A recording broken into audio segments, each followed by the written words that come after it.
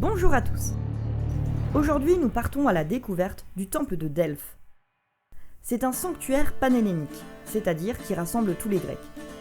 Au cours de notre promenade dans l'espace et le temps, nous tenterons de comprendre pourquoi ce sanctuaire était si important pour les Grecs et comment il participait à créer une unité dans le monde grec antique. Kéré, voyageurs, et bienvenue dans ce site sacré. Nous sommes à Delphes, où officiait la célèbre Pythie. Les Grecs considéraient cette ville comme le nombril du monde. Pèlerins et rois venaient ici des 4 coins du monde grec. Demander conseil à Apollon par l'intermédiaire de la Pythie, son interprète. Durant ta visite, tu découvriras le sanctuaire à la manière des pèlerins et tu pourras mesurer l'importance des oracles et des prophéties pour les Grecs. Maintenant, va et entame ton pèlerinage. Tu me retrouveras à la fin de ta visite.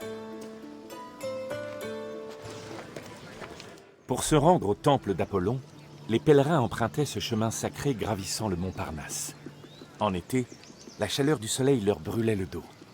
En chemin, ils admiraient les splendides monuments, trésors et statues qui bordaient la voie. Ces lieux témoignaient du respect de la population envers la bienveillance de l'oracle.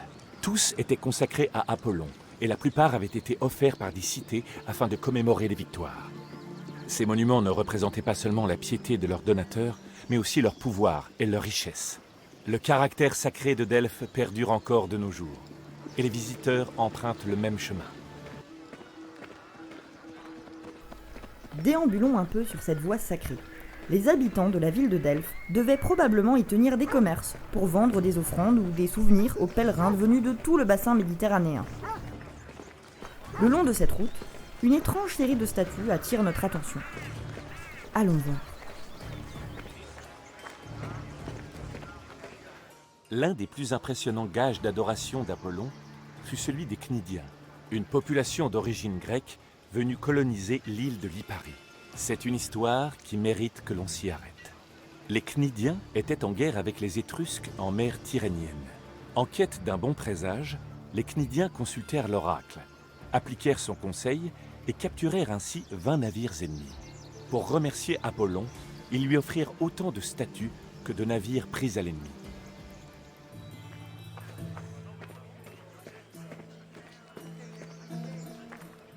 Tout au long de cette voie, chaque cité importante construisait un trésor. Voici celui des Athéniens, reconstruit. Les autres sont en ruine. Dans chaque petit édifice, on assemblait des richesses en offrande à Apollon. Pour la plupart composées de butins de guerre. Ces offrandes-ci en particulier, appelées ex-voto, étaient des proues de navires perses. Les Athéniens ont érigé ce portique après leur victoire navale sur les Perses en moins 478. C'était une preuve de piété, mais aussi une manifestation de puissance et d'orgueil. La modestie n'était pas le point fort des cités grecques.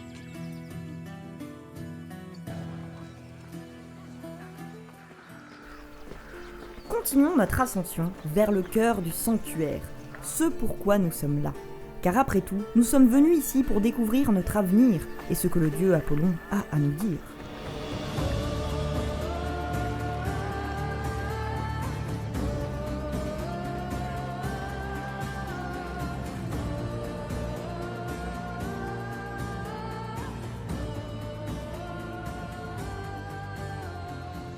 Nous voici enfin au temple d'Apollon, là où la Pythie transmettait ses prophéties.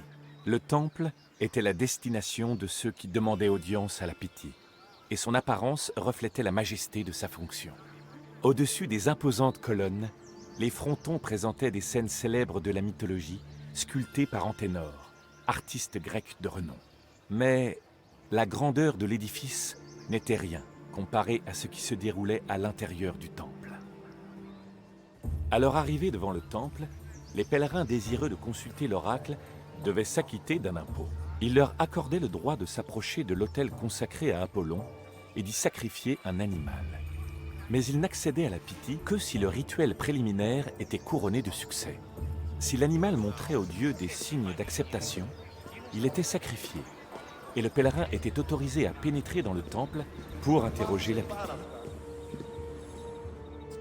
Les prophéties étaient émises dans la partie la plus reculée du temple, la dit-on, par une femme, sinon vierge, du moins chaste, la Pythie. Avant de transmettre une prophétie, elle se purifiait avec de l'eau, puis entamait le rituel en brûlant des feuilles de laurier et de l'orge moulue.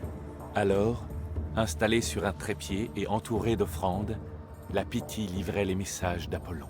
Ses paroles étaient souvent étranges, énigmatiques, et exigeaient une interprétation de la part des prêtres du temple. Malgré de nombreuses recherches, on ignore toujours les causes exactes du comportement de l'oracle pendant ses prophéties.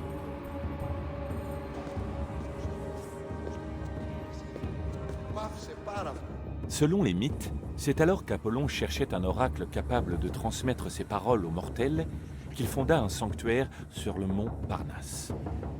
Apollon s'empara de ce site en tuant son sinistre gardien, le monstre ophidien appelé Python.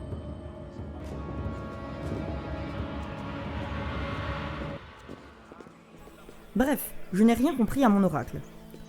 Cela me rappelle une prédiction de la Pythie faite au roi Crésus qui voulait savoir s'il pouvait engager une guerre contre les Perses. Elle lui a répondu qu'il détruirait ainsi un grand empire. Au final, Crésus a perdu et l'empire qui a été détruit, c'était le sien. Ah, nous arrivons maintenant au théâtre. Au centre, le théâtre.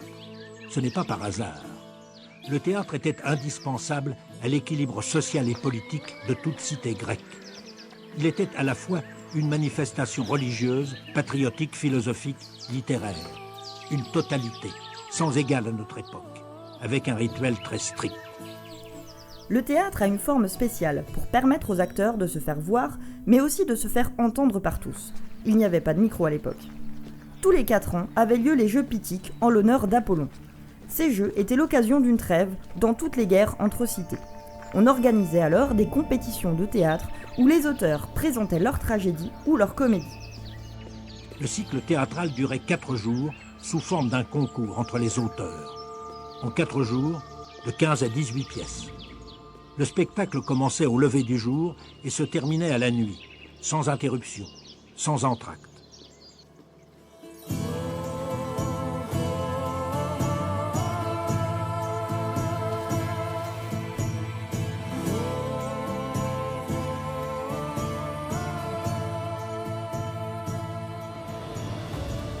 La reconstruction virtuelle du temple dans le jeu s'arrête là.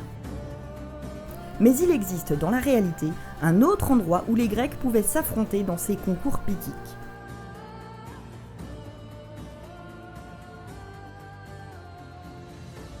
Le stade.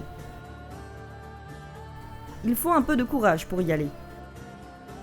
C'est là que les concurrents s'affrontaient dans des épreuves de gymnastique et d'athlétisme, les mêmes qu'on faisait à Olympie, aux Jeux Olympiques. On sait aussi qu'on pouvait aller voir à l'hippodrome des courses de chars.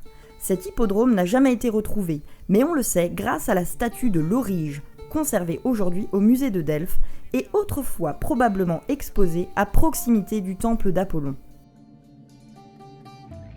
Il représente un vainqueur, coiffé d'une couronne de laurier, symbolisant la gloire éternelle, modèle du héros inspiré par l'Iliade et l'Odyssée.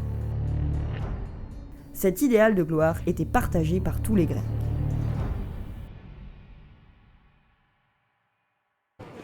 Ta visite est terminée. J'espère que tu comprends désormais l'importance de ce sanctuaire et à quel point il influait sur la vie des habitants du monde grec et même bien au-delà. Mais je pourrais te parler de Delphes pendant des heures. Et oui, c'est bien la fin de notre voyage. Delphes regorge encore de secrets et les archéologues continuent de fouiller les sols et les alentours à la recherche de nouveaux indices. Mais nous savons déjà que Delphes était un sanctuaire panhellénique d'une importance capitale. En cela, il réunit les Grecs de toute la Méditerranée autour d'une même religion et de mêmes pratiques. Il crée un sentiment d'appartenance à un même peuple. En clair, il est un des piliers de l'unité du monde grec.